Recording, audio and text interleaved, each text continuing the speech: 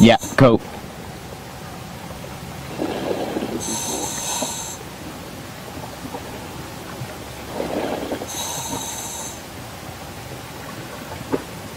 Lauren, you are live. You are live.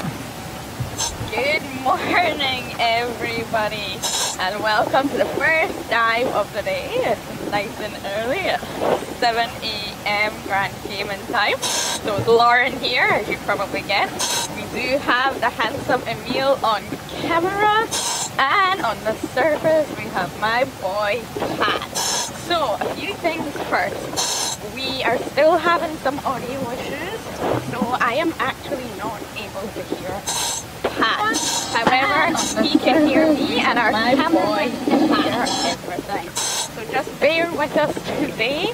We will do our best to give you a fantastic dive, but I will not be able to hear. So I am at 15.6 meters, which is quite deep. As you can see, I'm sitting on the sandy bottom. Now, I am hoping to see today lobster, moray eel, and I'm not sure what the sign for Christmas tree worm is. I'll do this. That's what I want to see today. So you can send in your questions, but I will not be able to answer them because I can't hear them. Pat will do that for you. So before I hand it over to Pat, I have something really important to share with you all. Now, with great sadness, my girl Simone, our girl Simone, has had to go home back to Australia due to some quite serious medical issues. Now, these issues are under control and she is receiving treatment, but she had to leave us and go back to Australia. So we are all really sad about this, and I'm sure she is very sad as well. We do love Simone. Now over to you, Pat. Yes, we will miss Simone greatly. She's been with us from the start and she's been such a big part of this diveLIVE team. She's always going to be part of our diveLIVE family. Now, welcome to anyone, no matter where you're watching from in the world. We hope you enjoy today's dive. If you have any questions, please send them in using the hashtag diveLIVE if you're on Twitter or on Facebook or YouTube. You don't need to hashtag diveLIVE, we'll just see your questions anyway. Now, Lauren cannot hear me today, so there may be a little bit of disjointed conversation, but we are doing our best.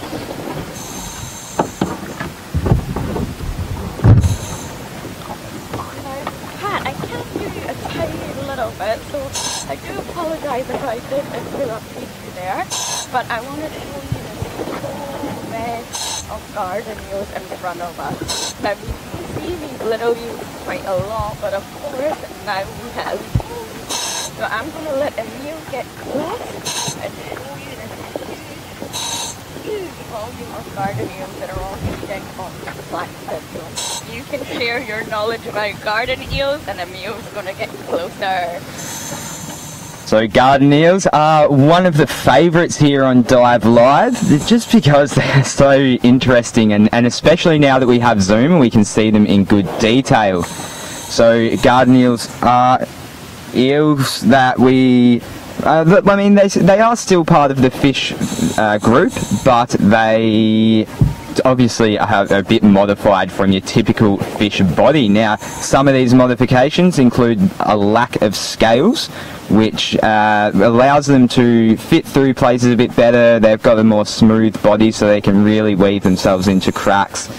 They also can swim backwards as well as forwards just as easily, so that's why they're so accustomed to living in these burrows where they can retract themselves or extend themselves as needed. And now you might notice that they're all facing the same way, and that is not for coincidence. It's actually because they are facing into the current to try and filter out any little particles that might be floating around, such as plankton, their food.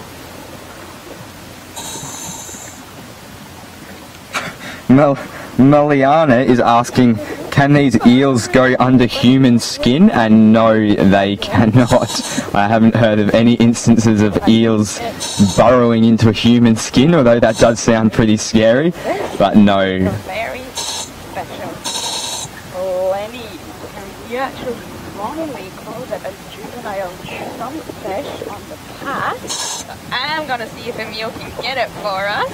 Come over here, Emil, and let's see if we can get this tiny little blenny on the camera for everyone. And it does look just like a juvenile trumpfish. We did make that mistake, but we're correcting it now for you. So I really hope you can see that cat. If you can, just let Emil know.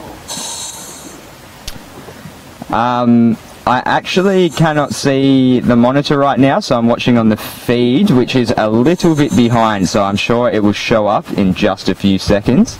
But one really interesting fact about blennies is that they actually can move their eyes independently, which is pretty amazing. So they are, oh wow, that's quite a cool looking one here.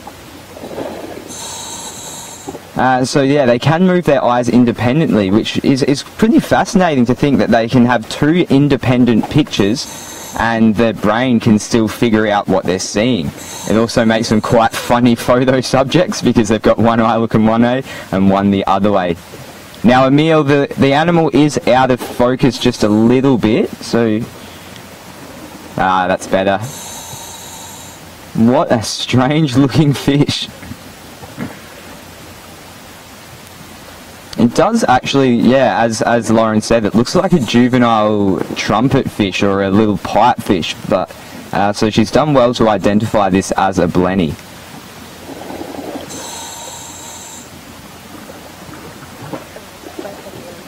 Incredible job, very focused, so I really can all see that. So I'll share something else with you. Some of you may know I'm a bit of an algae fanatic. So this green stuff here that you can see is algae, and it's actually called Halimeda. And I know it's Halimeda because it's kind of got club-like bits that are all joined in a row. But if Emil can get closer to here, you'll see that this is pure white. It's still Halimeda, but it's not green anymore. It's pure white, and this actually means that it's dead. So algae also leaves behind a skeleton, a pouch or a skeleton. So the dead Halimeda is here, and this is the alive stuff. So eventually, the dead algae will break down. It will crumble and break down and become a part of the sand. So the sand that I am currently sitting on is made up predominantly of broken down coral and little bits of algae and shell that have just been rammed down over time.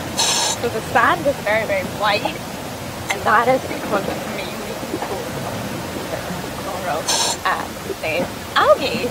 So we've never really showed you that before. I know that Pat will be laughing. I can't hear him, but I know he'll be laughing. So I just wanted to share that. So we are going to go around the corner here and swim for a little while. So I will hand it over to Pat, and I will see what I can find for you. Yeah, so as Lauren did mention then, that most of the sand around the reefs comes from breaking down of the coral or the algae or any other thing that produces calcium carbonate, such as shells and crustaceans. So this is a really, really important process in marine ecosystems because it actually helps to regenerate and regrow the reefs. So this sand that is coming from the broken down skeletons will eventually go through a process of lithification, which is the turning of sediment into rock.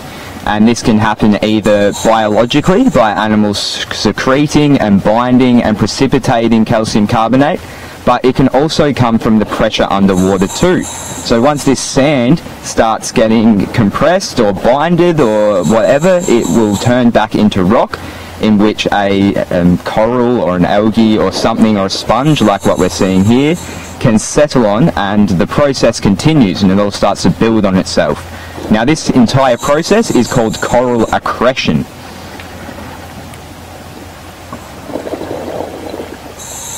And we have a question from Take Care about algae, and he's asking whether it is an animal, and no, it is not an animal, or is asking whether it's a plant.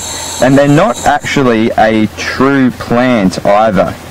They actually, I believe they are protozoans, so they're not true plants. They don't have true roots or a vascular system like plants do.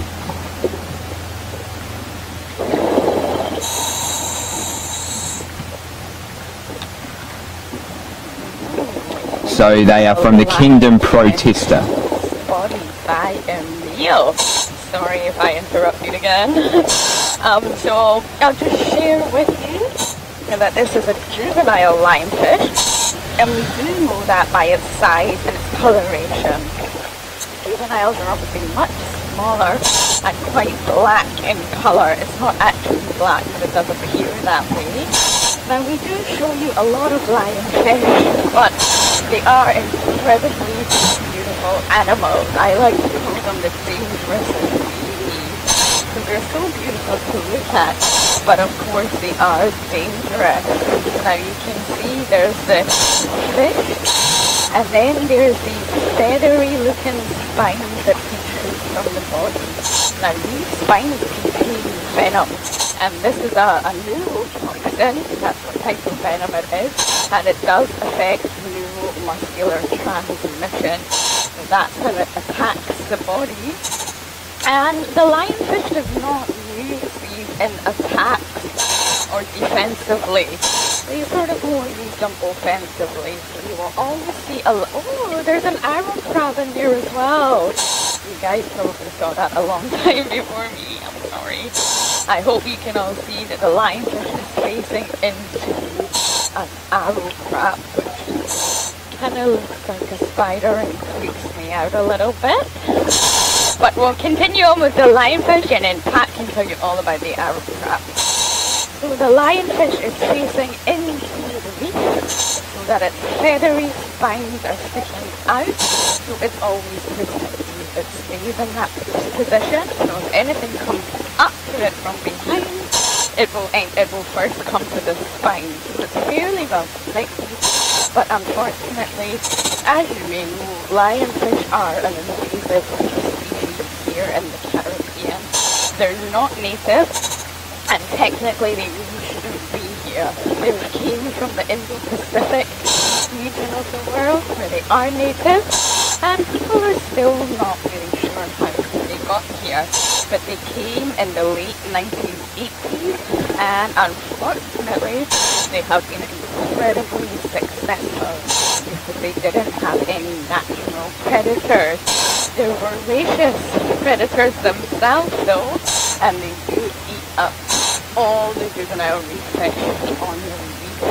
So they have just reproduced and continued to reproduce, and they have now become a huge problem. So just to give you an indication of that problem, in the reefs off the coast of Florida, you can actually find up to 1,000 individuals per acre. So they're completely overpopulated. But there is an arrow crab there, and it is over to you, Pat.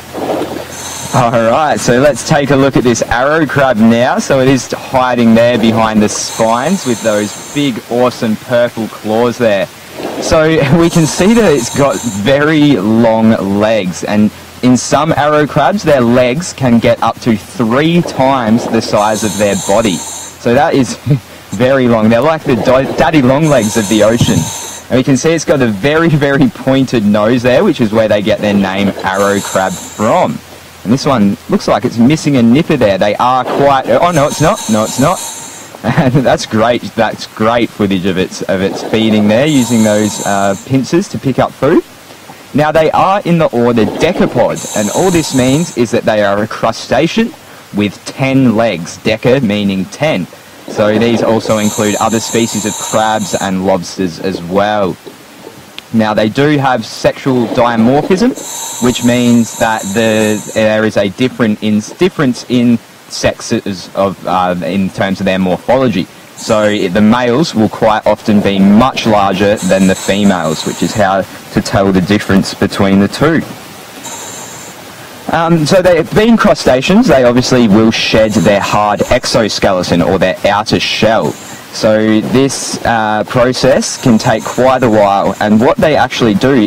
we've got another crustacean. So these are banded coral shrimps underneath here. So this is awesome. Real crustacean treasures here. So these are banded coral shrimps, and this also applies with their exoskeleton. So they will shed it once they start growing too big for it. But what's really interesting about this process is that they will actually eat their skeleton to produce more calcium carbonate. So they're essentially recycling their skeleton, which is pretty amazing. Now, if you have any questions about these curious little crustaceans, please send them in. Don't forget to use the hashtag diveLIVE.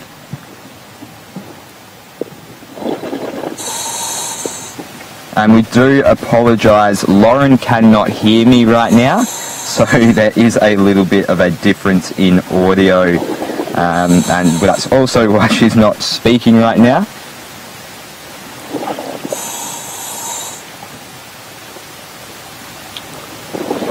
So it would be great to have Simone here at the moment, because she absolutely loves these little crustaceans. She would be absolutely spewing that she's not here right now. We've had an arrow crab and these banded coral shrimps.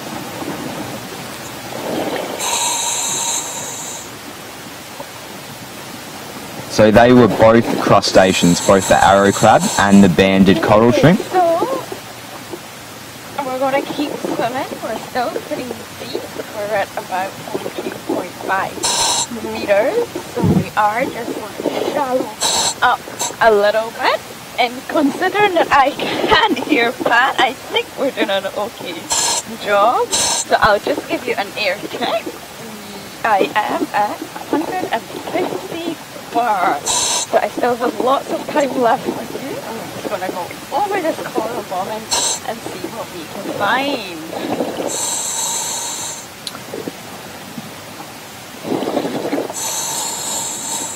And just to clarify, so we had Love Dogs asking what the fish down there with those two banded coral shrimp were, and that was a goby fish,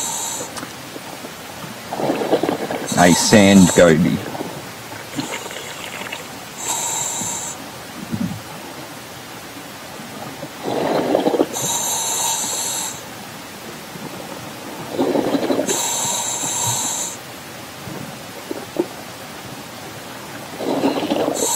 So it looks like we've got a grouper. That is, looks like quite a big grouper, and I believe that is a tiger grouper, and we can tell because it's got those real distinct stripes running down the side of it. And I'm not sure, well, Lauren can't hear me right now, so we can't get a size estimate, but in comparison to the Creole wrasse, which tend to be a pretty similar size, which are those blue fish swimming around, I would say that this one would be about 70 to 80 centimetres or 20 to 25 inches long. Now there are other species of groupers here, some much smaller and some much bigger, so we can get the Graysbys, which rarely exceed a foot, all the way up to the Goliath groupers that can get up to 8 feet long, sometimes as big as a table. And they are a predatory fish. We can tell this because of their big, robust jaws. You can just tell that when they grab a fish, they're going to hold on to it. And they also have really, we can't really see it on its mouth, but they do have big grasping teeth as well. So they're really made to attack, kill and eat fish. Obviously one's much smaller than it. And also it looks like we've got a pair of them now. So I'm not sure whether these ones are a mating pair or not, but it's quite rare to see two groupers hanging around together, especially this species. So this is a really nice sighting.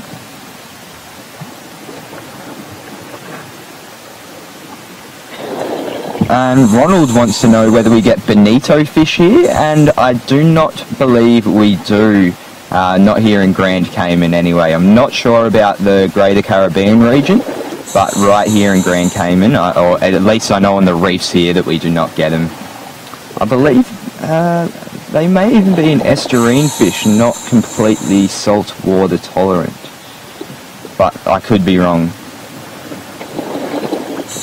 And Proud Cat Mama wants to know what predates on these tiger groupers, and because of their size there is not many others. There will be some cannibalistic groupers that will eat the smaller ones, and especially when they're in the smaller phase they're at the mercy of larger predatory fish like barracudas or even sharks. But as they get bigger and bigger, obviously less and less is going to use them, especially here on the reef where there's not that many really big predatory fish. So as they're smaller, they will be predated on quite a bit, but when they get bigger, it's really going to be like a big tiger shark or something that's going to attack and eat them.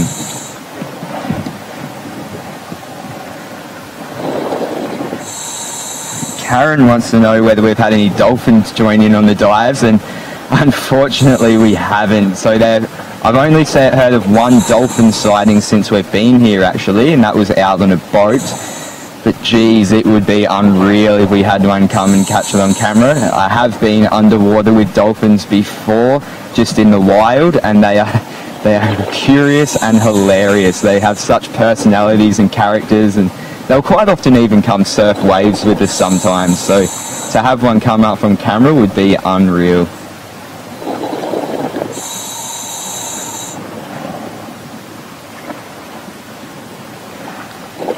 And just to remind everyone, Lauren cannot hear me.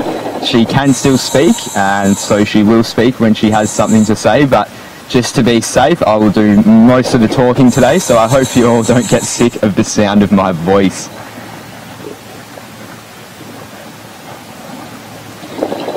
And a shout out to Tiva, who's been following our journey from the very start. It's great to have your support and see you still active here on the chat. We hope you've really been enjoying these diveLIVE experiences, because I know I have.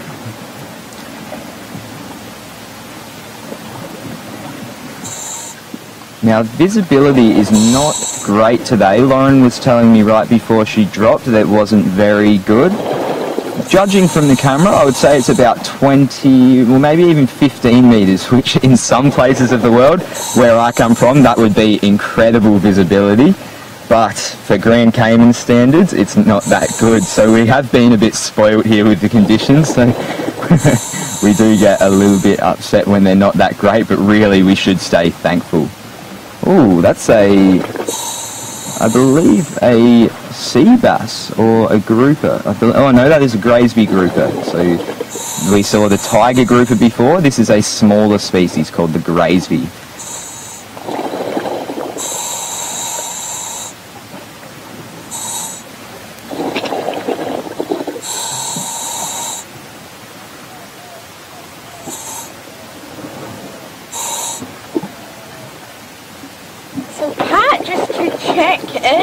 Hope I didn't cut off there. I am okay. I am just looking for interesting things to show you, and I'm sure that you are delivering lots of information. Just one thing, we've never pointed this out before. The little green circle there, Emil, is an artichoke coral. So this is one species of coral we've not highlighted before, and it's an artichoke coral. So I'm sure Emil will give you a beautiful look up of that. So there's that green disc-shaped structure right in the middle of where we're looking right now.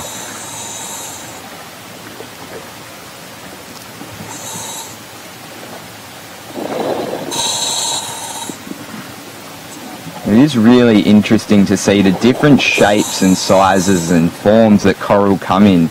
And I think that is mainly because they're not restricted by a body form, because they aren't just one organism. It's thousands and thousands of organisms. So depending on the size and the shape of these polyps, which is the name... Yes, I found him. I found him, the big lobster. I knew he was here.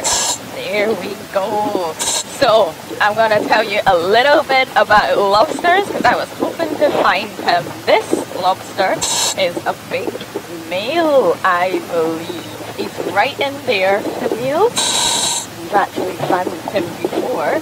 And males, he's right in there. Right inside. Okay. There we go. So, the reason I think this is a male is because male lobsters tend to guard dens. So, we found this one before. I can't exactly say it was the same one, but I presume it was, and I presume this is his den. So let me tell you a little bit about lobsters before Pat takes over. This is a spiny lobster, and spiny lobsters are not true lobsters. They are different, and in fact, they're not actually even that closely related. True lobsters are the ones with the big claws.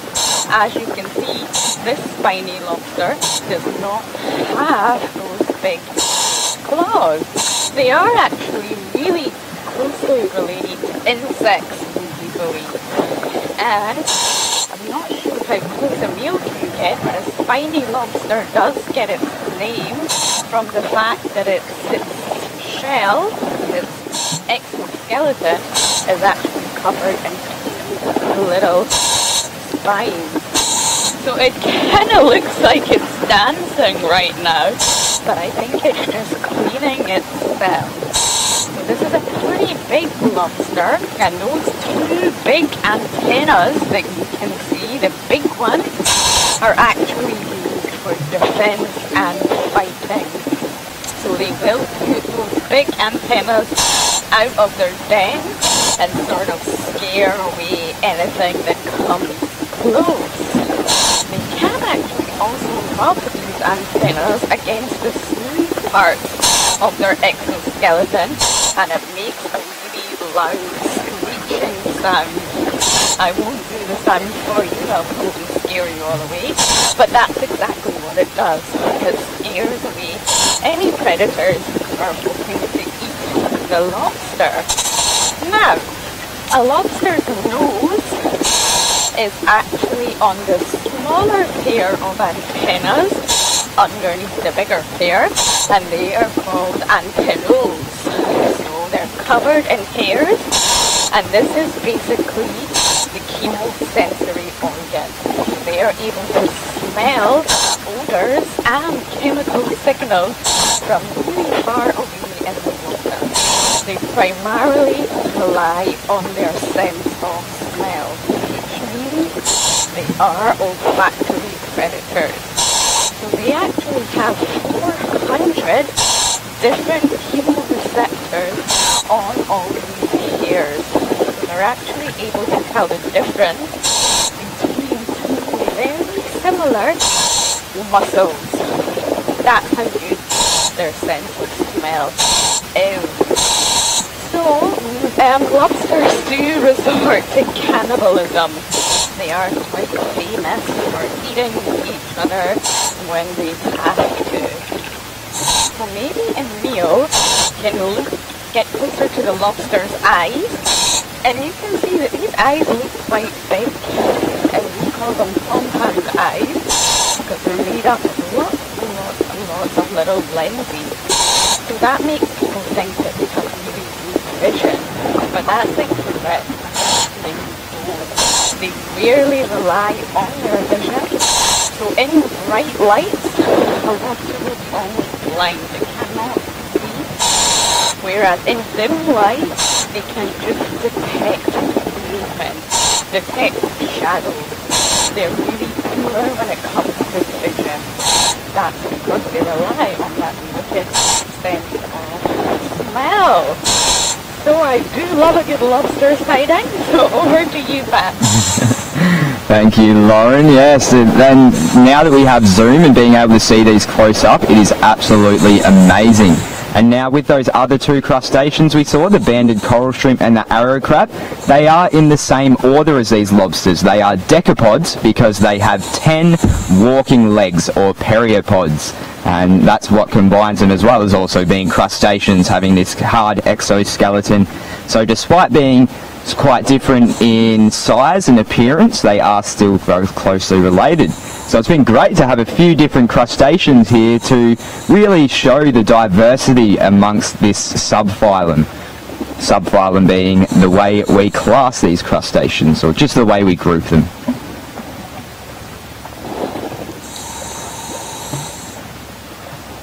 Now, Emil, are you able to signal to Lauren to tell us how much air she has? Fine. So I think you're asking for an air check. So just to let you know, I'm at 9.5 meters now. And I am on 101 bar. I hope that's what you were asking me.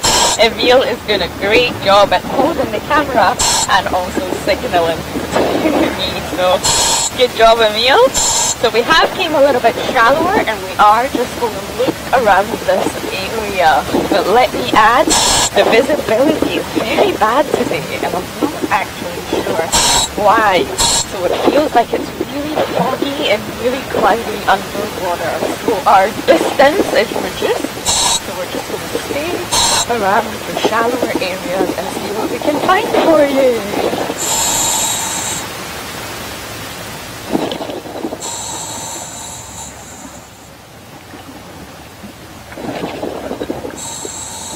We have a question about lobsters from Proud Cat Mama.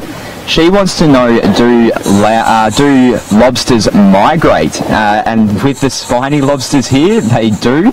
And it's actually quite funny how they do this. So they don't migrate huge distances, but the shallower waters do get more affected by storms. So when their storm hits, they want to go to deeper water where they're not really affected by it as much. So what they do to do this migration is they will actually form a bit of a conga line. So the lobsters will put their antennae, they'll line up in a line with their antennae resting on the carapace, or the main part of the shell of the lobster in front of them. They'll do this in a line of about 5 or 6, and then they will all migrate in a conga line down into the depths. And this is called queuing. No surprises there why it's called queuing, but yeah, that's quite a funny and interesting thing, and I mean, I would love to capture it on camera. That would be unreal.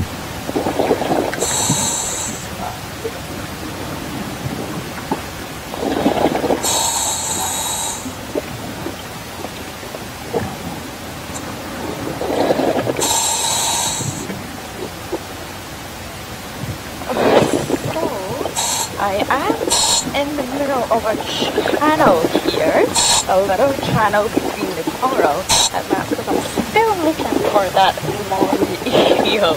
I've been looking for about a week now, but I am determined to find one.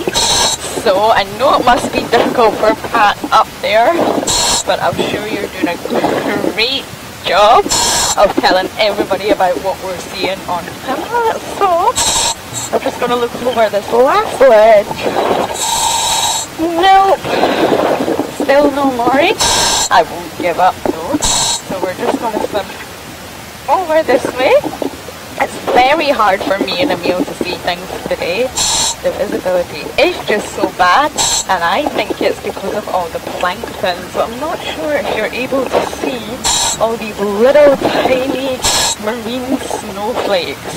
That's the plankton we're referring to, and it is great to have because it's a food source for many of the fish and animals here. So a lot of the fish will come to life and they will be feeding on bits of plankton. So it is a great thing, it just reduces our visibility a little bit. We're just going to go over to the sandy patch here, see what we can find, and we will end the dive over there. Oh wait, Christmas tree worms! Ah, yay! I found 2 out of 3 of the things I wanted to find. So here we have what looks like a pair of Christmas tree worms.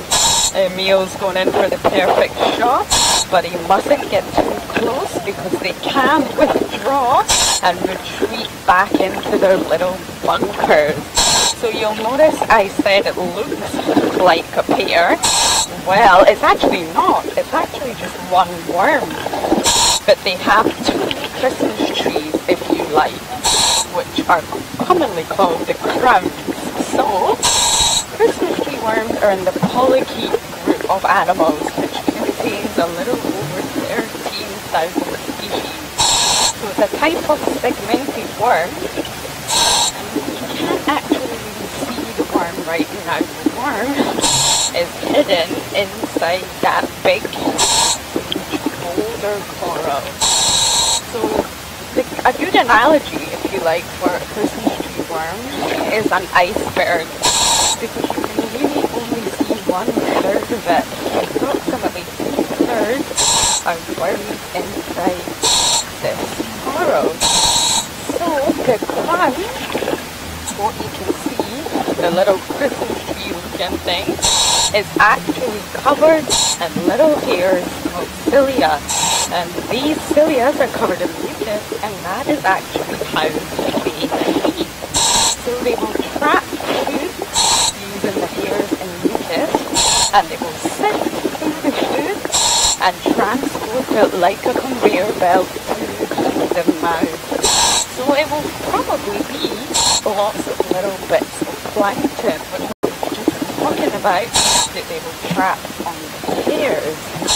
Now the crabs also harness oxygen, so they can commonly mistakenly so be called gills, which they're not, but they do get called this because they do harness oxygen for the animals. Now you can see it is buried inside the coral. Now they don't actually actively burrow inside the coral. What they do when they're a larvae, they will rest against the coral and almost force the coral and the polyp to grow over it. So they become almost like a part of the coral. The coral will grow over the worm and it will be buried and nestled inside the coral. So they don't actually bury inside it, they just kind of force the coral to grow over it. And many people don't know why, but they're very specific about which coral they choose to live in. Well, there's kind of two theories for that. One is possibly for reproduction advantages. They are broadcast spawners, so there is separate male and female Christmas worms. Now we can obviously not tell, but there are separate sexes, and they broadcast spawn, which means they release their sperm and eggs into the water column. So possibly the coral species will give an advantage towards that. Or the second theory is that they want to avoid accidental predation by the likes of that parrotfish. So parrotfish do come along and munch on the coral, and the Christmas tree worms obviously want to avoid getting eaten by accident. So they are sticking out of the coral, but if we went too close there, which we didn't, or a predator does come by, the Christmas tree worms are able to go bloop and retreat into their little bunkers, and they have an operculum, a cover, which will cover that hole, and they are completely and safely inside their little bunkers, which is inside a big coral. So I am so happy I found those little guys. So I still got 50 bar left. Maybe I'll find my third thing, which is a moray eel. So over to you for now, Pat. Well, I had a lot of things to say about the Christmas tree worm, but Lauren's just come in and stolen all of my facts off me. But we did have a few people asking what the orange thing was next to the Christmas tree worm, and that was another Christmas tree worm, which was only partially retracted, which is quite curious, actually, because they need to be fully retracted to protect themselves with this operculum, this covering over their holes. So I'm not sure why it was partially retracted. It was also quite funny to me that Lauren used the analogy of snowing down here with all the plankton, because the Christmas tree worms were catching all of the planktonic snow. So it's pretty much just like a white Christmas, a snow, a Christmas tree, the Christmas tree's catching the snow. It's Christmas in June down here. We've got a beautiful shot of that now. And the operculum I was talking about, which is the covering that protects them when they retract back in, is that little, I'm not sure how you describe that shape. It's kind of semicircle shape that's pointing out underneath the worm there. So that is a part of its body, and it's made of calcium carbonate, which is a hard structure that will protect it in case it needs to retract itself. And a lot of compliments on your cameraman work here, Emil, with these Christmas tree worms, so good work, mate. Now, Tiva is asking, we have had quite a few crustaceans in this episode, and Tiva wants to know what would be the closest to a spider in the underwater world. And if you're talking in terms of closest relations, well, the crustaceans that we have been seeing are actually, they are a subphylum, which is, as I said, a way of categorizing animals. So the phylum that they come from is arthropods, and arthropods contain all of the land insects, including spiders. So a lot of the crustaceans that we see are actually closely related to, well, not closely related, but they do share some characteristics with land spiders. We do have sea spiders called pycnogonids that superficially resemble spiders, but they're actually quite distantly related.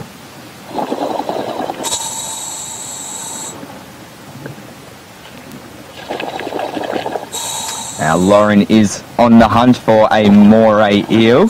She wanted to show us today a lobster, a spiny lobster, and we can tick that one off the list.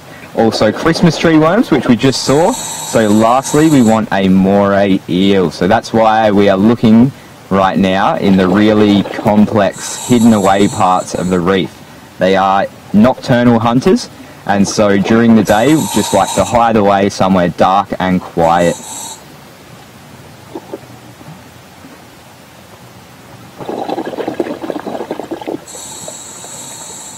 Proud Cat Mama wants to know how many different colours the Christmas tree worms come in, and that's actually a good question. I don't know the exact number, but they really do come in a whole range of colours, sometimes multicoloured with streaks of white and black, but they can come in blues, purples, reds, yellows, whites. I don't believe I've seen a black one. Green. So yeah, they are really quite diverse in their colour.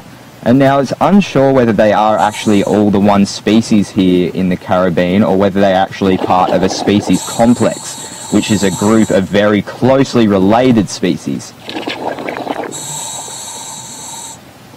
We have a grunt right now in the middle of where we are looking, with the big blue stripes and that really reflective yellow. Wow, this is a really good close-up here. So while we've got this close-up and this fish is sitting here nicely, let's go through the anatomy of a fish. So at the front we can obviously see where its mouth and eyes sit. Slightly behind its eye you'll notice where it's breathing from, that's its gill covering. Now we call that the operculum. Sitting just behind the operculum there is its pectoral fin. So you can think of your chest as your pectorals. In fish this is obviously modified. Alright, well, I will resume that later and Lauren can show you this squid. Okay, I would say in front of us right now, we have about over 30 little squids. On you go, Emil. What a way to wrap up the dive. So these ones are absolutely tiny. They probably will look a lot bigger on screen, but literally they are hardly above 10 centimeters. Pat, do the conversion. 4 inches. I'm not very good at that. So squid are obviously cephalopods, so they're closely related to octopus and cuttlefish. Now this is actually a shoal of squids, but people are demanding for the name squad of squid. That would make much better sense. And you can see the really unique body shape, very torpedo-like. They have the big bulbous mantle, a really large eye, and then the tentacles. And this is perfect and very streamlined for swimming. Now, squids actually have the largest eye-to-body ratio in the entire animal kingdom. And they don't necessarily see in colour. It is said that they do see in black and white, and that is how they are able to camouflage and change their colours so well. So the They have very short life cycles, and depending on their age and the stage they're at in the life cycle will determine where their habitat will be. Now, the fact that they are here on top of the coral reef at 4.5 meters does say that they probably are ready to mate, and they're probably all here hanging out together, showing their readiness to mate.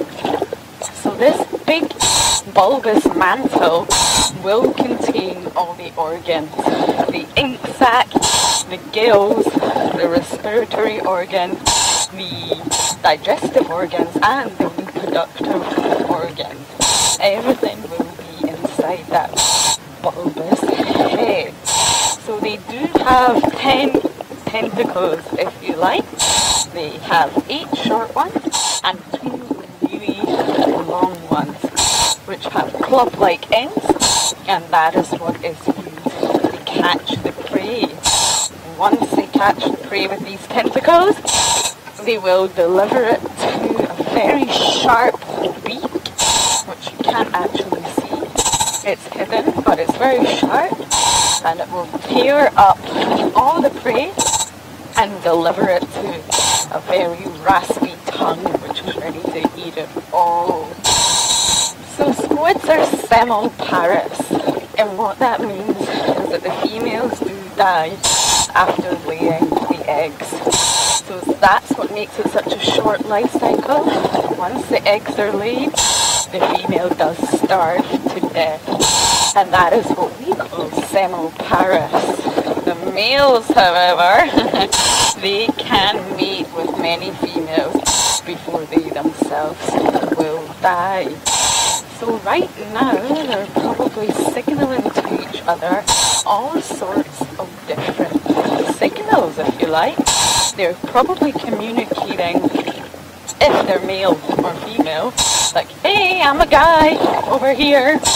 They're probably communicating their readiness to mate all through different color changes. That's how really incredible these animals are. Now, they do have different color changes when they're threatened as well. They have a method of inking, which is when the squid can release the very dark ink into the water. You can even see it, and this is made up of melanin. Pat has got a few interesting facts on that, which he will give you in a minute. And they will ink to confuse the predator.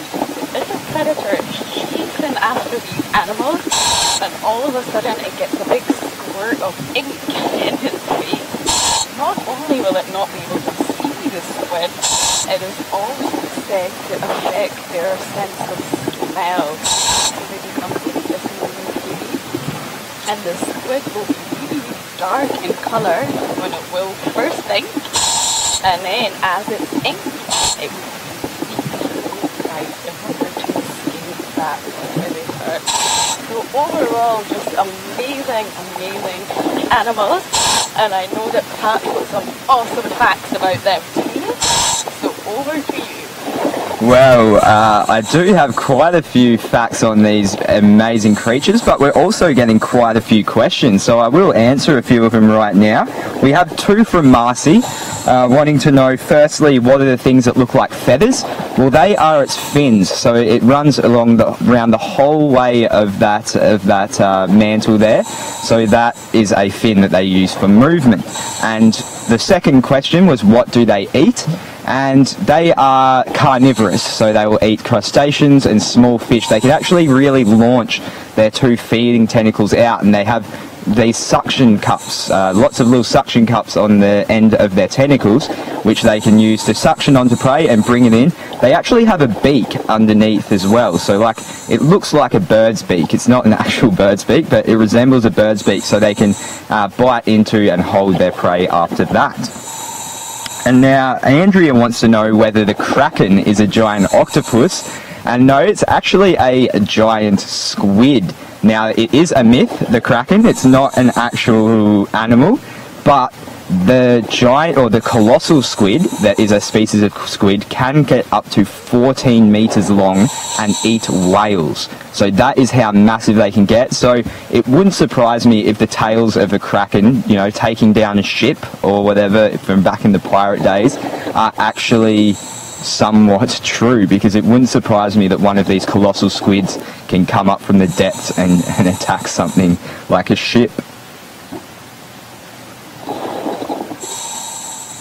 And now, Lauren was talking about their ink made up of melanin, and it also has quite a bit of dopamine in it as well. Now, dopamine is a feel-good chemical or a feel-good hormone that is released in the body of us and many other animals. It's kind of like a reward hormone or chemical, if you will. Now, what they think, it's not confirmed, but it is believed that when squid ink, not only does it blind and confuse them by producing this black ink that they can't see through, but they also think that the dopamine has a bit of effect in kind of making them docile or high in a way, which makes them a bit groggy and maybe a bit confused. So it has more than one believed mechanism of getting away from their predator. Actually, Pat, I found some of the ink. Now, this is not from any of these squid. They did not ink in our prison. It's probably, there was a huge school earlier. Is Emil able to get closer to this? If he is, it's black substance. That is actually the squid ink both me and I imagine Pat was referring to. So that's how it does sit in the water. It's a very, very, very dark brown, so that we know it definitely came from a squid. And normally there's a lot of it. There's a lot more of it. But this is just a tiny little bit. So it obviously got released quite a long time ago.